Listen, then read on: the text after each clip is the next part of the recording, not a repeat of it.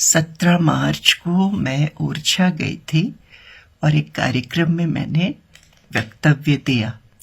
श्री राम के जीवन पर, रामायण पर जो उनका पात्र है और माँ सीता और अन्य जो महिला पात्र हैं।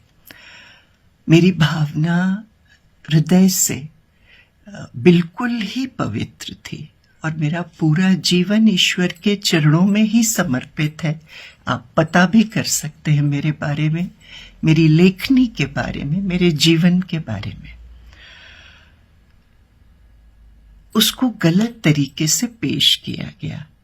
उसमें मैंने कहीं भी ये नहीं कहा है कि यदि रावण अच्छा दिखता होता तो ऐसा होता, ऐसा मैंने कहीं भी नहीं कहा।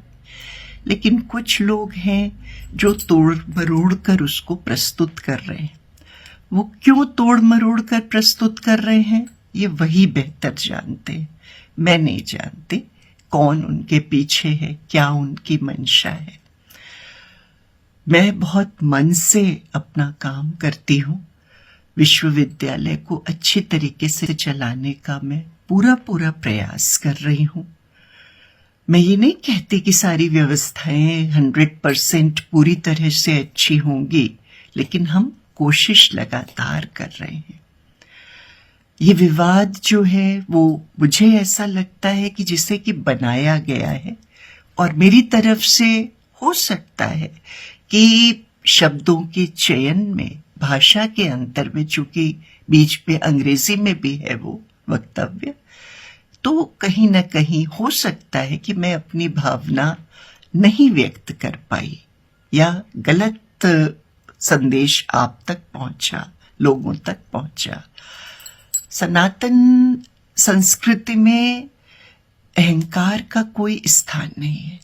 हम प्रतिवर्ष उत्तम क्षमा का पर्व मनाते हैं और हम कहते हैं कि यदि हमारी बात से किसी को अगर बुरा लगा हो तो हमें क्षमा करें। इसी भावना से मैं पूरी तरह से क्षमा प्रार्थी हूं। मैं पूरी तरह से ये बात कहना चाहती हूं कि बात को बढ़ाना, बिना बात के बात को बढ़ाना, क्योंकि कुछ लोगों का उद्देश्य विश्वविद्यालय की प्रगति रोकने से, ऐसा प्रतीत होता है। कुछ लोगों का उद्देश्य इस मुद्दे को बस जीवित रखने से है। कैसे भी करके हम इसको जीवित रखें, कैसे भी करके हम इस मुद्दे को बस चलाते रहें। मैं क्षमा प्रार्थी हूं। मैं आगे से बिल्कुल ध्यान रखूंगी।